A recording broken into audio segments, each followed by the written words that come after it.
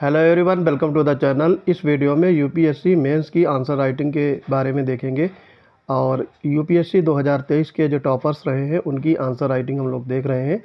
तो इस कड़ी में देखेंगे मोहन लाल की, ये हिंदी मीडियम है, इनके द्वारा लिखी गई आंसर राइटिंग और ये जयपुर से हैं।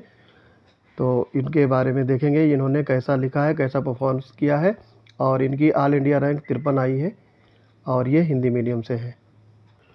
पहला क्वेश्चन इसमें दिया है, उपर्युक्त उदाहरणों की सहायता से चर्चा कीजिए कि पर्यावरण दबाव समूह भारत में पर्यावरण नीतियों के संबंध में सार्वजनिक भागीदारी और अनुक्रियाशीलता को कैसे बढ़ाते हैं। तो ये 150 वर्ड में लिखना है, 10 मार्क्स का है ये।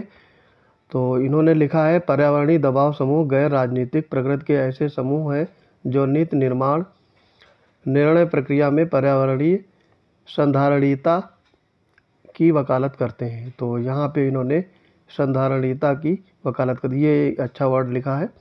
इसके बाद ये है ईपीजी का पर्यावरण नीतियों में योगदान क्या है। अब ये योगदान के बारे में बताते हैं। इसमें एक खंड में इन्होंने लिखा है, सार्वजनिक भागीदारी हेतु स्थानीय जनता को शामिल करना, और इन्होंने एग्जाम्पल दिया है EIA पर्यावरणीय प्रभाव आकलन हेतु पर्यावरण बचाओ अभियान।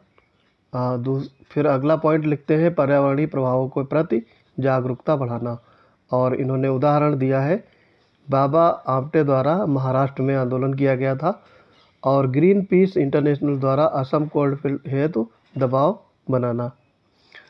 फिर बी पार्ट में ये लिखते हैं, अनुक्रियाशीलता हेतु पॉइंट वाइज ज़्यादातर इन्होंने मेंशन किया है, पर्यावरणीय क्षरण के प्रति सरकार पर दबाव बनाते हैं। उदाहरण के लिए सरदार सरोवर बांध जो गुजरात में है, वहाँ पे ऐसा किया गया था। दूसरे पॉइंट में है पुनर्स्थापना तथा पुनर्बहाली हेतु ईपीजी के दबाव से ही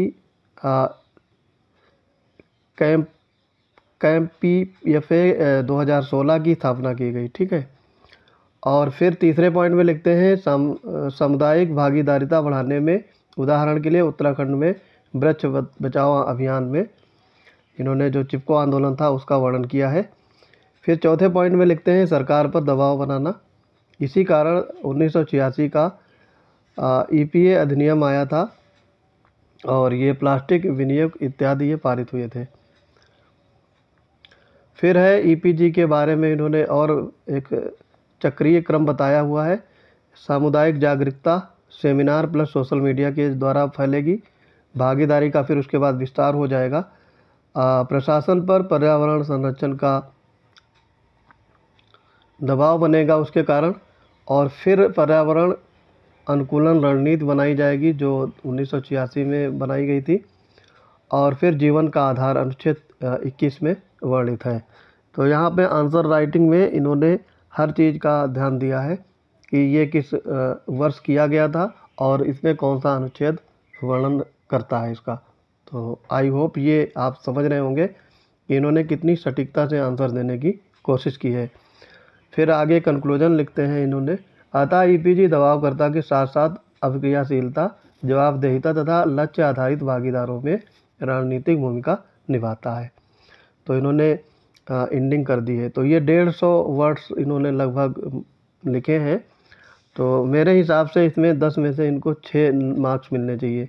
ठीक है, क्योंकि इन्होंने, इनकी जो राइटिंग है वो थोड़ा सा बड़ी है और प्लस इन्होंने कुछ चीज़ें और इसमें दिखा सकते थे कंक्लूजन में।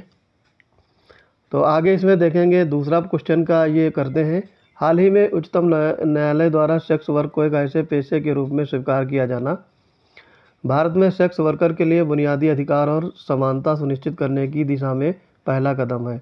परीक्षण कीजिए, 150 वर्ड में लिखना है, 10 मार्क्स का ये क्वेश्चन है।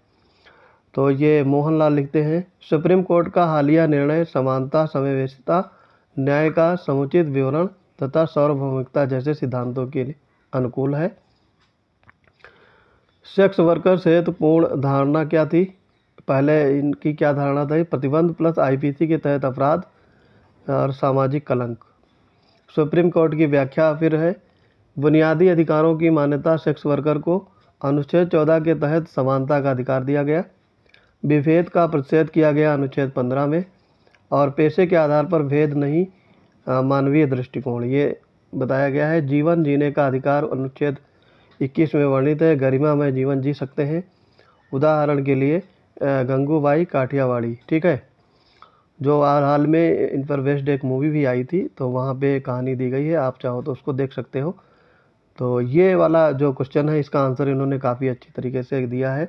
आगे इसमें देखेंगे, व्यापार एवं पैसे का मौलिक अधिकार अनुच्छेद 19 में पैसे को अपनाना अपराध नहीं है और इससे समानता प्राप्त करने में निम्नलिखित सहायता मिलेगी। इन्होंने इनमें पॉइंट दिए गए हैं। समावेशिता, मुख्य धारा में झुकाव, सामाजिक कलंक पर निपटारा, पैसे, स्वच्छता तथा जीवन का अधिकार, ये इन्होंने बताया है कि इससे इसको हेल्प मिलेगी। फिर इन्होंने चैलेंज क्या दिए हैं, चैलेंज भी लिखना चाहिए और फिर उसके उपाय बताने चाहिए। विधिक संरक्षण का अभाव, कोई कानून नहीं है इसके, विधिक संरक्षण का अभाव है, इसके बारे में कोई कानून नहीं बनाया गया। पारंपरिक मूल्यों पर आधारित समाज में अमान्यता है। कलंक तथा आर्थिक सामाजिक सुरक्षा तक निम्न पहुंच है। ये इन्होंने काफ़ी अच्छे से इसमें दर्शाया है। और आगे की राह क्या है इसके बारे में, सामाजिक न्याय मंत्री की सदस्यता में सेक्स वर्कर्स परिषद, बोर्ड व कोष का गठन करना और सामाजिक गतिशीलता बढ़ाना, समावेशिता हेतु कार्यक्रमों से जोड़ना। तो ये सारे इन्होंने इसके उपाय बताए हैं, आगे की राह इसमें कैसे अपनानी चाहिए। तीसरा क्वेश्चन है आपका, भारत में निःशुल्क कानूनी सहायता प्रदान करने और कानूनी जागरूकता फैलाने के लिए जिला विधिक सेवा प्राधिकरण DLSH द्वारा निभाई जाने वाली भूमिका पर चर्चा कीजिए। 150 शब्दों में लिखना है, 10 मार्क्स का है। तो ये मेनली नालसा अधिनियम की बात की गई है। तो यहाँ पे इन्होंने लिखा है 1987 के तहत जिला स्तर पर DLSA जिला विधिक सेवा प्राधिकरणों की स्थापना की गई है। तो इनको ये सटीक जानकारी थी, इसलिए इन्होंने पहले इंट्रोडक्टरी पार्ट लिख दिया है। उसके बाद में वर्तमान में कार्यरत DSLA की 700 से अधिक संख्या है और इसकी ये DLSA जो है ये निःशुल्क कानूनी सहायता प्रदान करने में भूमिका निभाता है। पिछड़े वर्गों की न्याय तक निष्पक्ष तथा सुलभ पहुँच प्रदान करता है। PWD बच्चे, महिला, OBC जो है वो 1 लाख तक की आय सालाना होनी चाहिए, संघर्ष में शामिल व्यक्ति इत्यादि। फिर है वहनीय न्याय, अनुच्छेद 39A के लक्ष्यों तथा न्याय हेतु निःशुल्क विधिक सहायता देना। यहाँ पर ये तीसरे क्वेश्चन में भी इन्होंने काफ़ी डिटेल्ड में एनालिसिस किया है और लिखा है काफ़ी अच्छे से। कानूनी जागरूकता फैलाना, उदाहरण के लिए उत्तर प्रदेश में सालसा ने सेमिनार तथा न्याय आपके द्वार कार्यक्रम द्वारा जागरूकता फैलाया, ठीक है। 4 नंबर में लिखते हैं ये राज्य के कर्तव्य में मूल रूप से ये अनुच्छेद 37 के तहत राज्य का कर्तव्य भी है। फिर है 5वें पॉइंट में समावेशी न्यायिक समाज का निर्माण, निःशुल्क प्रतियां और वकील उपलब्ध कराना ताकि ये केस लड़े जा सके। अन्य महत्व इन्होंने बताए हैं, प्रशासन का जनोन्मुखीकरण, भागीदारिता का विस्तार और न्याय प्रशासनिक में विश्वास। फिर इसके आगे बताते हैं कुछ चुनौतियां इसमें आई हैं। विधिक कार्यवाही में उच्च समय, DLSA में मानव संसाधनों की कमी, ये ADR रिपोर्ट के अनुसार ये कुछ राज्यों में 40% तक मतलब है, और तकनीकी का अभाव। फिर क्या किया जाना चाहिए, इसके लिए इन्होंने उपाय बताए हैं। समलैंगिकों को, श्रमिकों तथा किसानों को नालसा में शामिल कर समावेशी बनाना। PWD हेतु न्याय आपके परिसर तथा ADR वैकल्पिक न्यायिक प्रणाली को नालसा से जोड़ना। तो इसमें इन्होंने काफ़ी डिटेल एनालिसिस किया है और काफ़ी अच्छा लिखा है। तो इसमें मेरे हिसाब से 10 में से इनको 7 मार्क्स मिलने चाहिए। फिर आगे देखेंगे 4th नंबर में, कुछ लोगों के हाथों में शक्ति के संकेंद्रण के कारण कॉलेजियम प्रणाली की अपनी ही सफलता का शिकार हो गई है, जिससे इसकी वैधता पर सवाल उठने लगे हैं। ये 150 शब्दों में इन्होंने लिखा है। सुप्रीम कोर्ट तथा हाई कोर्ट न्यायाधीशों की नियुक्ति, ट्रांसफ़र तथा पदोन्नति हेतु फर्स्ट जज केस, ये 1988 यानी 3 वर्ष में कॉलेजियम व्यवस्था अपनाई गई। उसके बाद है कॉलेजियम व्यवस्था में क्या क्या है। सुप्रीम कोर्ट जज हेतु chief justice of India plus 4 वरिष्ठतम जज द्वारा राष्ट्रपति की सिफारिश। हाई कोर्ट के जज होते थे CJI प्लस 2 वकील वरिष्ठतम प्लस HC के मुख्य न्यायाधीश की सिफारिश, ये होता था। इसमें कमियां क्या इन्होंने दर्शाई हैं। शक्तियों के पृथक्करण के विस्तृत न्यायाधीश द्वारा न्यायाधीश चुनना। दूसरी चीज़ है भाई भतीजावाद की समस्या। शक्ति के संकेंद्रण के कारण भाई भतीजावाद की समस्याएं इसमें पैदा हुई, क्योंकि जिनका इसमें सिफारिश भी काफ़ी चलती थी, है ना, तो अपने घर के ही लोग इसमें नियुक्त कर लेते हैं। पारदर्शिता की कमी, ना तो RTI के अंतर्गत और ना ही कार्यवाही से जनता के समक्ष इसको प्रस्तुत किया जा सकता है।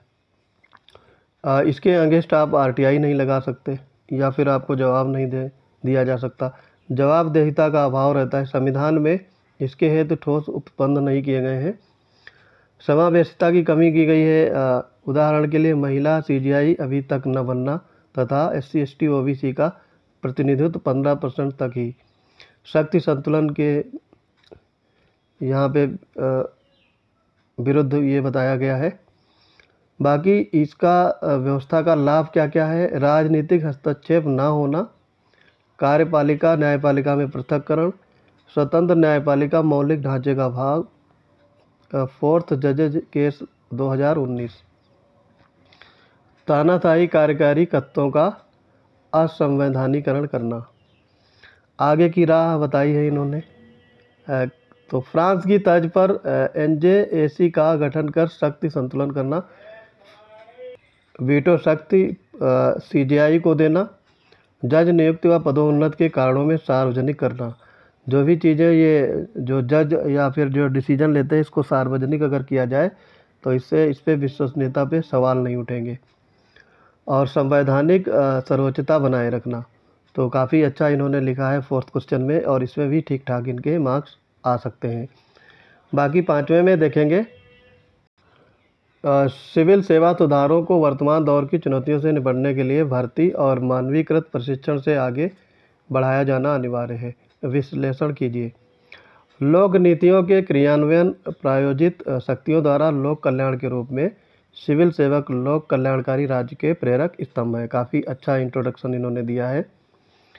वर्तमान दौर की चुनौतियां बताई हैं। कौन कौन सी चुनौतियां हैं। पहली इसने मेंशन किया है आतंकवाद, असुरक्षा और भ्रष्टाचार। ठीक है, ये डीप वेब और डार्क नेट का प्रयोग कराया है, बताया है, जो आजकल चल रहा है। पारंपरिक सेवाओं में पारंपरिक सेवकों की कम जानकारी देना। फिर दूसरा पॉइंट लिखते हैं ढलता सामाजिक परिवेश। ठीक है, इसमें क्या क्या है। उच्च गतिशीलता, वैश्वीकरण का प्रभाव और समाज का डिजिटलीकरण। नई सामाजिक चुनौतियों का उदय हो जाता है, और जैसे संगठित अपराध, सीमा पार अपराध आदि। फिर ये अन्य चुनौतियों के बारे में यहाँ पे वर्णन करते हैं मोहनलाल। ब्रिटिश औपनिवेशिकता, नवाचार के प्रति शून्यता, सामान्य स्तर पर यहाँ पे इन्होंने लिखा है सामान्यवता स्तर और आदेश की एकता व लचीलेपन का अभाव। निपटने हेतु उपाय बताए हैं। पारंपरिक उपाय क्या है। भर्ती मेरिट बेस्ड ये किया जाए, आर्टिकल 312 में वर्णन है। प्रशिक्षण हेतु LVS सेमिनार तथा फील्ड का दौरा, जो आपका ये IAS में जो उन्नति ट्रेनिंग होती है जहाँ पे, तो उसको बताया गया है कि वहाँ पे फील्ड का दौरा कराया जाए। तो ये LVSNAA यहाँ पे ये प्रशिक्षण के लिए जाते हैं जो कैंडिडेट सेलेक्ट होते हैं UPSC में, और मेरिट बेस्ड यहाँ पे एग्ज़ाम भर्ती होना चाहिए। वर्तमान आवश्यकता क्या बताई गई है। विशेषता आधारित दृष्टिकोण अपनाना, जैसे सेकेंड APC की मिड कार्यकाल की रणनीति, तकनीकी प्रशिक्षण तथा क्षमता निर्माण, जैसे मिशन कर्मयोगी, और नव लोक प्रबंधन, NPM व NPA आधारित 3E प्रणाली, मितव्ययिता, प्रभाविता और दक्षता अपनाना, और लेटरल एंट्री द्वारा विशेषज्ञता बढ़ाना। तो इन्होंने लेटरल एंट्री को यहाँ पे पॉजिटिव वे में बताया है। आगे है हालांकि इसके बावजूद एक कैडर आधारित भर्ती प्रक्रिया अपनाना जो अनुच्छेद 15-16 में वर्णित है तथा न्याय की स्थापना में अधिक प्रभावशील होगी। तो काफ़ी अच्छा लिखा है इन्होंने, आकर्षित करने वाला ये लेख था, आकर्षक है। तो यहाँ पे ये 8 मार्क्स पाने योग्य बातें लिखी गई हैं। अगला क्वेश्चन देखेंगे, सामाजिक प्रभाव ब्रांड्स जैसे परिणाम आधारित वित्त मॉडल में वास्तविक रूप में परिवर्तन लाने और बड़े पैमाने पर सामाजिक आर्थिक प्रभाव उत्पन्न करने की क्षमता विद्यमान है, विवेचना कीजिए। तो ये मोहनलाल जी लिखते हैं, सामाजिक प्रभाव बॉन्ड्स SIV जैसे ऐसे बॉन्ड हैं जिनमें सामाजिक सेवाओं, शिक्षा, स्वास्थ्य और मनोरंजन के विकास हेतु निवेश की प्राप्ति की जाती है। यह इंट्रोडक्टरी पार्ट काफ़ी अच्छा है। फिर है SIVS के लाभ बताए हैं, परिणाम आधारित वित्तीय मॉडल, निवेश एवं परिणाम, उच्च रिटर्न। दूसरे पॉइंट में लिखते हैं, सरकार द्वारा जन कल्याणकारी दबाव कम होता है, राजस्व में पूंजीगत व्यय में बढ़ना या बदलना और उच्च आर्थिक समृद्धि सुनिश्चित करना।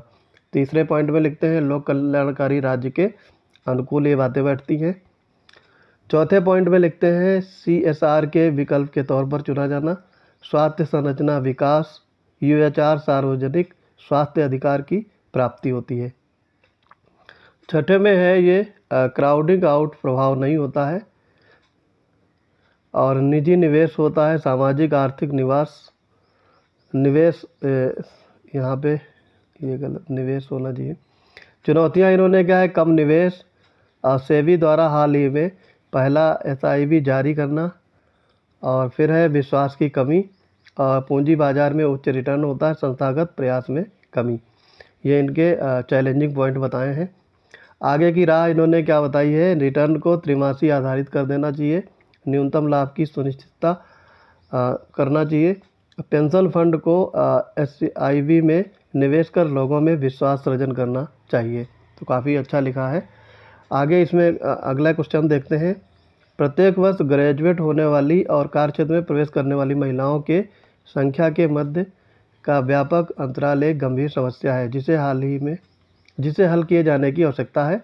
संदर्भ कीजिए। तो यहाँ पे भारत में PLFS 2021 सर्वे के अनुसार महिला कार्यबल भागीदारी दर केवल 27% है, जो कि ग्रेजुएशन व कार्य प्राप्ति के व्यापक अंतराल दिखाता है। सही लिखा है। इसके प्रमुख कारण क्या क्या हो सकते हैं, सुरक्षा का अभाव, तो सुरक्षा का अभाव है, इसलिए कार्यस्थल पर महिलाएं बाहर आने के लिए डरती हैं। बाल विवाह उच्च है, करीब 14%, ये ministry of women child and development के तहत बताया गया है। पितृसत्तात्मक समाज है, पूर्वाग्रह की धारणा बताई गई है। चौथे पॉइंट में लिखते हैं, पारिवारिक जिम्मेदारी है, वृद्ध केयर इकोनॉमी तथा बालपन हेतु उद्यमशीलता का अभाव होता है, और इंडस्ट्रियल शिक्षा रोजगार में व्याप्त अंतराल, ये सारे इन्होंने इसके कारण बताए हैं। समाधान क्या क्या बताया है अंतराल को हल करने हेतु, दीर्घकालिक रणनीति और अल्पकालिक रणनीति दोनों में पॉइंट वाइज ये बताते हैं। शिक्षा को व्यवसायीकरण तथा वोकेशनल परीक्षण द्वारा रोजगार में लिंक किया जाना, ये NEP 2021 की रिपोर्ट के अनुसार बताते हैं। कौशल प्रशिक्षण व महिला भागीदारी बढ़ाना, इंडिया स्किल रिपोर्ट के अनुसार केवल 8 से 10% ही इसमें है। दूसरा पॉइंट इसमें लिखते हैं, सामाजिक गतिशीलता बढ़ाना, रोल मॉडल द्वारा उदाहरण 2000 से 2020 में पिंक कलर जॉब में भागीदारिता का विस्तार किया जाना चाहिए। रोजगार व्यवस्था में उदाहरण राज्यों द्वारा 30% आरक्षण करना चाहिए। महिला रोल मॉडल उदाहरण रूमा देवी द्वारा ग्रामीण विकास चेतना संस्थान स्थापित किया गया, और उद्यमशीलता बढ़ाना जैसे स्टैंड अप इंडिया योजना। और चौथे पॉइंट में है, कार्यस्थल सुरक्षा के तहत IPC के द्वारा इस प्रकार ये महिला कार्यबल की संख्या समानता सुनिश्चित करें तो IMF के अनुसार भारत की 23% GDP बढ़ सकती है। तो इन्होंने काफ़ी अच्छा इसमें मेंशन किया है। क्वेश्चन नंबर 8 देखेंगे, भारत में सामाजिक आर्थिक नियोजन के लिए एक अद्यतित और कार्यात्मक नागरिक पंजीयन प्रणाली अनिवार्य है। देश में CRS प्रणाली में सुधार है तो केंद्र सरकार के हालिया कदम के आलोक में चर्चा कीजिए। मोहनलाल इसमें लिखते हैं, नागरिक पंजीकरण प्रणाली में नागरिक जन्म प्रमाण पत्र, मृत्यु प्रमाण, मूल निवास जैसी पंजीकरण प्रतियां शामिल होती हैं। फिर इसके बाद है विधिक प्रावधान क्या है। भारतीय नागरिक पंजीकरण अधिनियम 1970, इसमें कुछ चुनौतियां हैं, ये इन्होंने बताई हैं। पॉइंट वाइज इन्होंने मेंशन किया है। आंकड़ों की व्यापकता तथा अभिसरण अशुद्धि अधिक है इसमें। निरंतर प्रगतिशील प्रक्रिया नहीं है, तकनीकी का प्रयोग नहीं किया गया है। डेटा रिपोजिटरी का अभाव है, समय पर अपडेशन नहीं होता है। मृत्यु के बाद भी मतदाता योजना का लाभार्थी बना रहता है। फिर है इस हेतु हालिया सुधार क्या क्या किए जा सकते हैं। CRS प्रणाली का डिजिटलीकरण किया जाना चाहिए। Registrar ministry of home affair द्वारा डाटा की रियल टाइम निगरानी। आगे है इसमें आधार से लिंक किया जाना, आंकड़ों को दोहराव नहीं होना चाहिए, नियोजन अधिक लक्षित होना चाहिए, सामाजिक आर्थिक प्रभाव उच्च होने चाहिए। तीसरे पॉइंट में ये लिखते हैं, राज्यवार प्रणालियों का संयोजन कर केंद्रीकृत डाटा प्रणाली का विकास करना। चौथा पॉइंट है, जन्म मृत्यु व मूल निवास प्रमाण पत्र हेतु 24/7 ऑनलाइन सुविधा उपलब्ध कराना। तो इस प्रकार CRS की तकनीकी की आधुनिकता से नीति निर्माण और नियोजन में अधिक वास्तविकता आएगी तथा सब्सिडी लिंकेज भी कम होगा। तो काफ़ी अच्छा इन्होंने इसमें कंक्लूजन दिया है। नवा क्वेश्चन देखेंगे, यदि अंतर्राष्ट्रीय मुद्रा कोष IMF को वर्तमान आर्थिक वास्तविकताओं के साथ समायोजित होना है तो इसमें सुधार के प्रमुख कौन कौन से कारण हैं। IMF एक ब्रिटेन वुड्स संस्था है जिसकी स्थापना 1944 में वैश्विक द्वारा मुद्रा स्थिरता तथा व्यापार संतुलन व स्थिरता के उद्देश्य से की गई है। तो इन्होंने IMF के बारे में इंट्रोडक्टरी पार्ट लिखा है और IMF के क्या उद्देश्य हैं और इसकी स्थापना कब हुई इन्होंने इसमें बताया। IMF के उभरते मुद्दे इन्होंने क्या क्या बताए हैं। कोटा प्रणाली, मतदान प्रणाली में विकसित देशों का प्रभुत्व अधिक है, इसमें विकासशील देश है ही नहीं, कम है। या फिर ग्लोबल साउथ की निम्न भागीदारी, ट्रेंच रिजर्व तथा SDR वॉस्वेट में समावेशिता की कमी है, इसमें संप्रभुता पर अतिक्रमण बताया गया है और एक विचारधारा पूंजीवादी के प्रति झुकाव अधिक है और वर्तमान समस्या कोविड-19 SCR में अप्रभावी भूमिका रही है। इसमें सुधार के प्रमुख क्षेत्र बताए गए हैं। प्रमुख क्षेत्र क्या है, क्या इसमें सुधार हो सकता है। तो यहाँ पे मतदान प्रणाली व कोटा सिस्टम से GDP प्रति व्यक्ति आय के साथ खुशहाली तथा प्राकृतिक संसाधनों को शामिल किया जाना। फिर है दूसरा पॉइंट में है BOP संतुलन है तो ऋण शर्तें देश की नीतियों के अनुकूल हो। नए रिजर्वों की स्थापना, CRF आकस्मिक रिजर्व फंड के साथ महामारी फंड का निर्माण भी किया जाना चाहिए। ग्लोबल साउथ की भागीदारी पर बल देना या उसको बढ़ाना, क्षेत्रीय आधार पर कोटा प्रणाली अपनाना। इस तरह से IMF में वर्तमान आर्थिक चुनौतियों से निपटने हेतु बहुपक्षवाद तथा सुधार की आवश्यकता है। तो इन्होंने इसमें काफ़ी अच्छा एक्सप्लेन किया है और इसमें इनको 7 से 8 के बीच में मार्क्स मिल सकते हैं। फिर 10वां क्वेश्चन देखेंगे और ये आज का अंतिम क्वेश्चन रहेगा। इसमें हाल ही के वर्षों में पश्चिम एशिया के साथ भारत के संबंध भू राजनीतिक के दायरे से अलग निकलकर भू अर्थशास्त्र के आयाम तक पहुंच गए हैं, विवेचना कीजिए। तो ये इंट्रोडक्टरी पार्ट में लिखते हैं, भारत में UAE के साथ CECPA समझौता किया गया है जो दिखाता है कि भू अर्थशास्त्र के योगदान में या क्षेत्र में पश्चिमी एशिया का महत्व बढ़ा है। पहले के संबंध बताते हैं। भू राजनीतिक स्तर पर जैसे अरब देशों में राजनीतिक स्वतंत्रता, इजराइल तथा फिलिस्तीन के मुद्दे पर द्विराष्ट्र सिद्धांत और भारत और UAE सऊदी अरब के भू राजनीतिक गठजोड़। वर्तमान में भू अर्थशास्त्रक पहुँचे संबंधों का अभिसरण बताते हैं। प्रमुख कारण इन्होंने दर्शाए हैं, ऊर्जा सुरक्षा, क्रूड आयल व रिजर्व हेतु, प्राकृतिक संसाधनों हेतु, तकनीकी निवेश हेतु घोषणा, भारत में 100 बिलियन की, सऊदी अरब भू भू अर्थशास्त्र आयाम के उदाहरण इन्होंने बताए हैं। कंपाला सिस्टम में लोचशीलता, इंडिया यूएई और CFCPA, इंडिया सऊदी अरब निवेश समझौता, भारत ईरान तेल समझौता, ये समझौते इन्होंने इसमें दर्शाए हैं। भारत इजराइल नौ तकनीकी कृषि विकासशील लवणीकरण MOU साइन किया गया। भारत ओमान में लॉजिस्टिक बंदरगाह समझौता। इसके अतिरिक्त द्विपक्षीय निवेश संधियां भी महत्वपूर्ण आयाम है जो भू अर्थशास्त्र के महत्व को दर्शाता है। तो काफ़ी अच्छा इन्होंने इसमें कंक्लूजन दिया है। तो आई होप ये वीडियो आपको पसंद आया होगा। मिलते हैं अपने अगले वीडियोज़ में, तब तक के लिए पढ़ते रहिए। जय हिंद।